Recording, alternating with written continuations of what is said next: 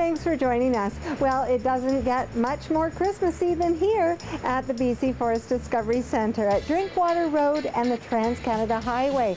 It's a great place to visit. Thanks for joining us on Go Island. On today's show, Santa has a rad treat for some local children. We visit an historic farm winery. We'll explore Dunsmuir's wondrous Craig Derrick Castle. Paul's Healthy Living. All that and a Christmas train on Go Island.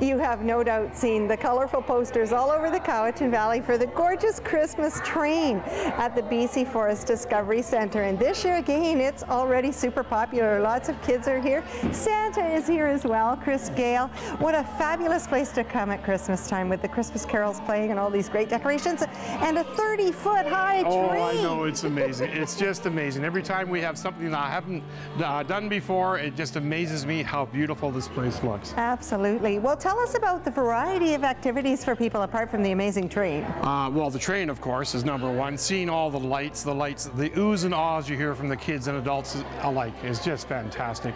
We have crafts for the kids at the schoolhouse, and of course we have fireplaces outside with nice roaring fires. They can sit around, have hot chocolate soup. We have turkey soup. Oh, hot dogs, of course, but it's just a fun place to be. It sure is. Now, when is the train and the centre open leading up to Christmas? Well, we started already a couple of weeks, and we've actually gone way ahead of last year's figures. Good. Now the next 3 weekends, it's on the poster. I'll read the poster. December 13th to the 15th, the 20th to the 23rd, 4 until 9 o'clock. The train leaves every 20 minutes and the last train departs at 8:30 p.m. Certainly it's a good idea to plan ahead because it's a busy place. And I do want to talk about the amazing community support you have all around the train yard here and everywhere. We see signs. Community businesses have undertaken a lot of the decorating. Tell us about that. We put out the call to all the businesses in town, and for $100 they come and they set up all their lights on any different area they like, and then we put a sign saying that they did it. So it's been fantastic this year. Halloween we had 1,400 hours of volunteers. Christmas way over that. Just amazing. It's such a generous community, this one. Yeah. Let's also talk about Island Savings. They've done something extra special as well. Oh, this just amazed us. They came to us and said on the last 5 days, the 19th, 20th, 21st, 22nd, 23rd, if anybody is an Island Savings member and they show their card or they show the invitation they got in the mail, they will get in free for admissions and for a free train ride. So if all the family are members, they all get in free. Isn't that great? Oh, it's fantastic. What a great thing. That's going to make it Christmas for a lot of kids. That's right. I noticed as I was wandering through the Candy Cane Lane there that there are photos with Santa at certain times. Yes, as soon as we open, Santa's on the first train. When he gets back, he's in there for Santa photos. $8 a piece, and we get them out to you as quickly as we can. Oh, that's wonderful. Yeah. I want to talk also about the importance of the educational programs. They're running all year round. This is your biggest fundraiser, the Christmas time activities here, and they go to fund, I know, the educational programs, but many other things, the antiques, the trains, what else? Well, we're completely not-for-profit, so we need fundraisers like this to keep us going, but we've really pushed our, trying to raise the excitement this year. Our admissions are up by almost 35% this year, which is really fantastic, and we like so many people coming in because education is our main purpose. We have this beautiful Discovery Center with the museum, education for all the school kids and parents alike, and of course we have the education coming up with the Maple Syrup Festival in February, so that's a real good one too. That's a lot of fun. We tapped trees last year and we learned a huge amount. I recommend it to anybody. Well, I want to thank you so much, Chris. We're going to visit visit story time. We're going to see some of the children enjoying what's going on here at the BC Forest Discovery Centre. Hope you get a nice rest over this Christmas holiday, Santa. You know, we're expecting, sorry for finish, but we're expecting 14,000 people this year, so it's going to be just a great time. If you haven't been here before, come for the first time. If you've been here before, come again. Fantastic. Thank you so much. Well, next on the program, we're going to have a look at an historic farmhouse. It also happens to be a new winery. That story is next with Karen Elgersma.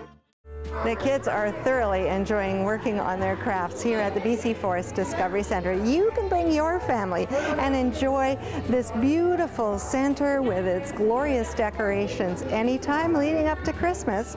Well, 50 local kids are literally going to be jumping for joy this Christmas because Santa has rolled a really rad treat under the Christmas tree. Here's James Green with more. We've got the image with a nice, warm, cozy fireplace here at the BC Forest Discovery Centre. And look, Santa's chair all ready for him and for you. You can have your photo taken with Santa here at the centre. Well, next up on the program, we're going to head to Craigdarroch Castle with Meg Cuthbert and find out how they celebrated Christmas in the castle's heyday.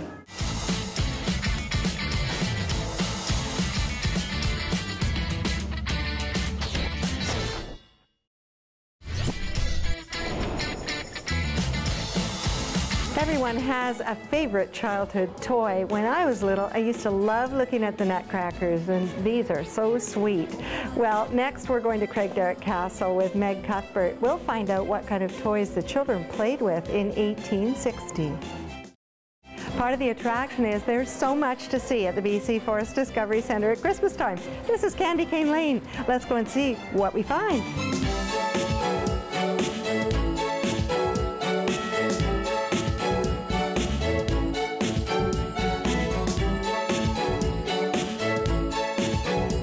Year-round at the BC Forest Discovery Centre, there are educational programs offered.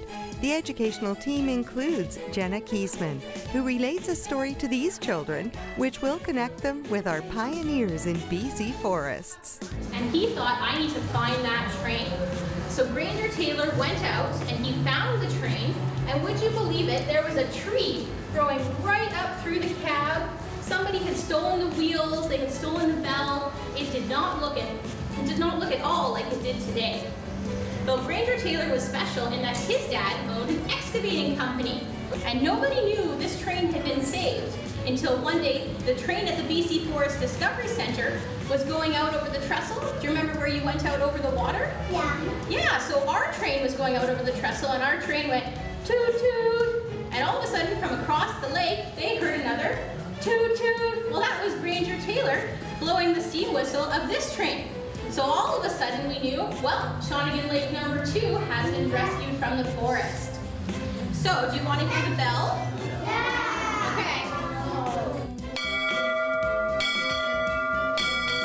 There's so much to learn here about our amazing forest history and about all the people that have worked in the industry, forestry industry. And Jenna Kiesman, you know all about that. Tell me about the variety of educational programs that are offered here throughout the year at the BC Forest Discovery Centre. Certainly. Right now we're running our O Christmas Tree Education program, which happens in the month of December and includes 3 components, which are a train ride education program about Christmas trees, as well as a take-home craft, which is usually an ornament.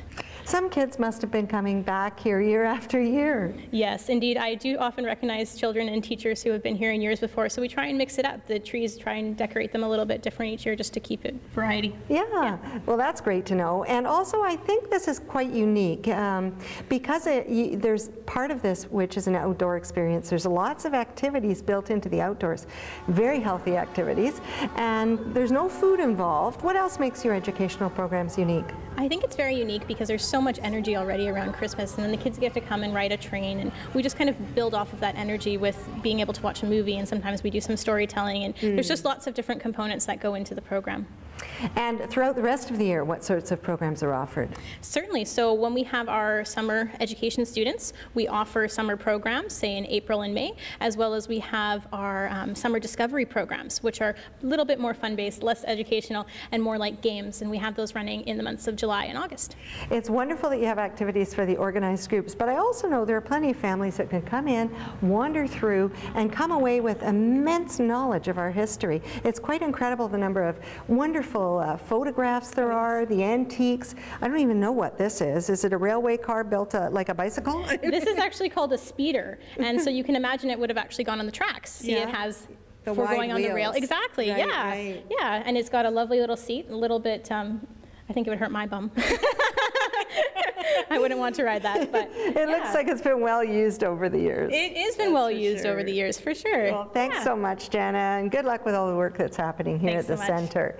Now next, after the break, we're going to find out about how Paul Beilstein is continuing on his road to very healthy living.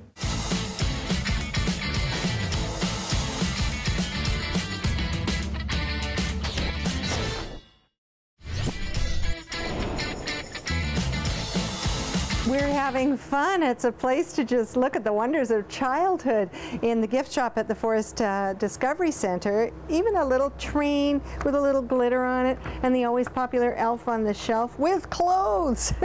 It's really a lot of fun being here. Now, next up on the program, well, he's lost over 10 pounds since November. He's feeling fit, energized, and really happy. But those minor aches and strains are really a pain in the neck. Paul Beilstein with our next edition of Healthy Living. Whippletree Junction is a quaint stop just outside of Duncan, located on the Trans-Canada Highway near Bench Road. Drive in and you'll see this bright yellow building where Cowichan Valley artists are busy at work, and they are featuring their artwork in a show and sale. A wide variety of works are included for sale, including painted glass and clothing, pottery, paintings, jewelry, and woodwork. Artists change regularly, and this show, which started as a one-month event in the summer, has been held over several times. It has been very popular with visitors from across Vancouver Island. You can choose Christmas gifts created by Cowichan Valley artists and artisans. Drop by anytime. The show and sale is open every day from 10 until 5 p.m. until December 21st, when the show will close at 4 p.m.